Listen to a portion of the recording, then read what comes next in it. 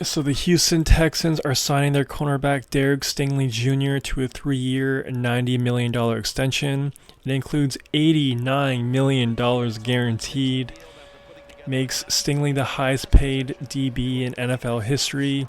He just surpassed J.C. Horn, which a week ago he was previously the highest paid DB in NFL history. He was making $25 million a year. I like this move a lot more. I think J.C. Horn has a lot more to prove, but I do understand why the Panthers gave him that contract. And plus, the Panthers aren't spending a lot of money right now, kind of a bottom tier franchise as of right now, so they kind of have to pay their younger stars. But Stingley, I think he's easily a top 5 corner right now. So I definitely love this move a lot from the Texans. And yeah, man, if you're a cornerback in the NFL waiting to get a new contract, you got to be pretty happy about the J.C. Horn deal and this deal as well. Contracts are just getting richer and richer. The cornerback contracts are actually catching up to the wide receiver contracts, which is good because, in my opinion, I feel like having a cornerback is a lot more important than having a good wide receiver. So I kind of like how the market is kind of correcting itself in NFL contract land. So I could kind of appreciate that.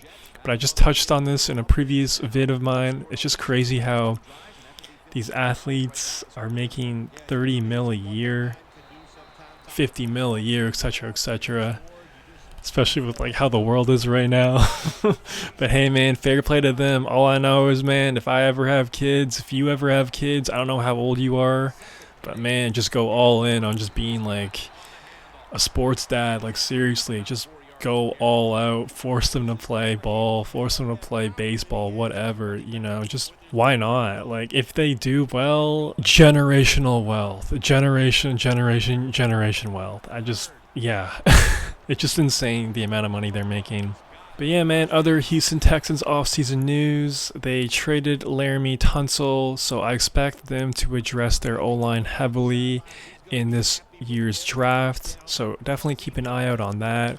And as far as the Texans go, man, I know they've been running the AFC South for a minute now, and I totally expect them to repeat, and not only repeat in 2025, but probably in 2026 and 2027. I really don't see anyone else in that division competing with them anytime soon. I mean, come on, you have the Colts with Daniel Jones and AR-15. You really think that's going to work out? Who's really banking on that? Who's, comfortable with that team going into 2025? I totally expect for Shane Steichen to be fired at the end of the 2025 season, along with AR-15. So that is just like a dumpster fire right now. So no competition with Indy. Jacksonville, I don't know. I'm not a big Trevor Lawrence guy. I think he's massively overpaid. And I think their head coach is a clown with how he handled his departure from the Buccaneers. But who knows? Maybe he could light a fuse in Trevor Lawrence, and we could maybe see a Trevor Lawrence we've never seen before. It's possible.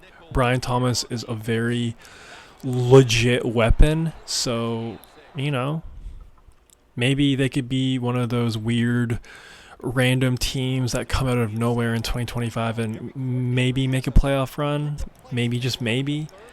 And then you have the Tennessee Titans, who are going to draft Cam Ward and who have essentially not much on that roster. Going to be a long rebuild for Tennessee. So, yeah, their only competition as of today, in my opinion, is the Jacksonville Jaguars in a first-year head coach with Liam Cohen. So I'd say AFC South is definitely the weakest division in the NFL right now. I think it's definitely weaker than the NFC South, because at least in the NFC South you have Atlanta with Michael Penix. He looked really good when he got there at the end of the season. You have Tampa Bay and the Buccaneers. And, Bryce Young could have a good full year for the first time in his career. You never know. So, as far as the Houston Texans go for 2025 and future years, should be automatic playoff berths for the next 3 years at least. So, this is their Super Bowl window.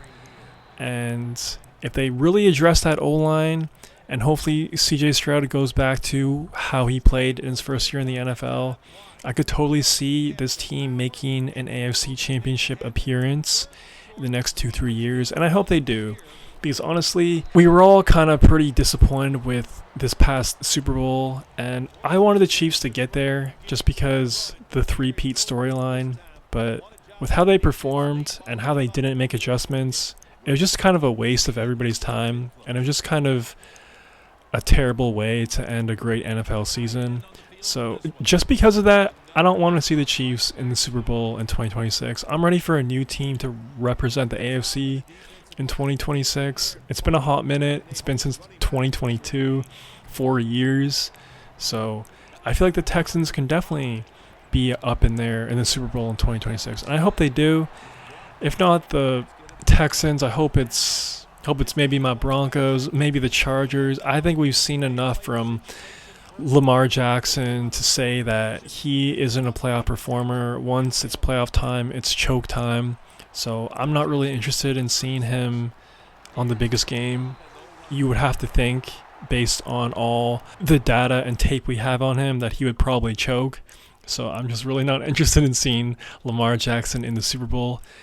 And, Josh Allen, I don't know. I just feel like he should stay kind of in that AFC Championship sort of range because, let's be honest, bro, like, the lights seemed pretty bright for him when he played the Chiefs this past AFC Championship. I mean, that first drive alone is all you kind of need to see from Josh Allen. I don't know. I don't really think he would fare well against the Eagles if he hypothetically played them in a future Super Bowl. I think it would be another lamb to the slaughter. But you let me know who you would want to see represent the AFC in this upcoming Super Bowl. Do you want to see the Chiefs again? Do you think the Texans could do it? Do you have some other team you have in mind? Like I said, if the Texans can just really address their O-line, I really think they'll have a pretty good shot at making the Super Bowl in 2026. And it would be a great story too because they've never reached a Super Bowl. So first time Super Bowl appearance in franchise history. Love to see it. D'Amico Ryan's a great guy. That defense, I think it's a pretty good unit. At the end of the day, it's just all on CJ Stroud. If he could really go back to his year one form, I think sky is the limit for this team and this franchise for the foreseeable future. So let me know if you like the Stingley contract. Let me know what you think about the Texans and everything else in between. If you made this far, please subscribe and like the vid. It'd help out your boy a ton. That's all I got for right now. Peace. It's complete to Devin Smith. Smith's marked down after a gain of 4. This quarterback is not going to throw it down the field unless somebody is wide open. That time, nobody's wide open, so he throws it short and gets a few yards. That is the 6th time the offense has been flagged. Holding offense. The defense will take the penalty. 3rd down after the penalty. The Dolphins go with the dime formation here on defense. Catches the ball on the sideline, but does not get both feet down.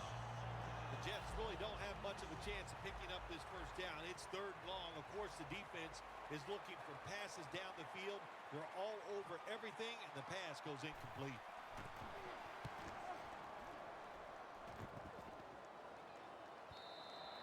And no return as this goes for a touchback.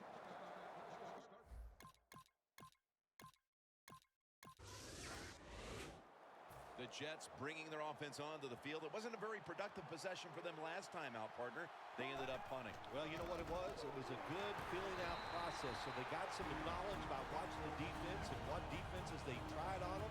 So you've got to take advantage of that knowledge and come out here and make some plays.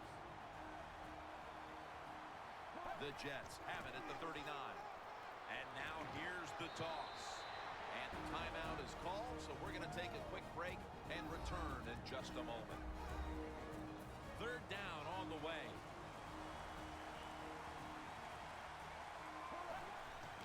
They feed it to him one more time. And he's going to be tackled, and that's going to bring us to 4th down. Quickly will be called on now to punt the football.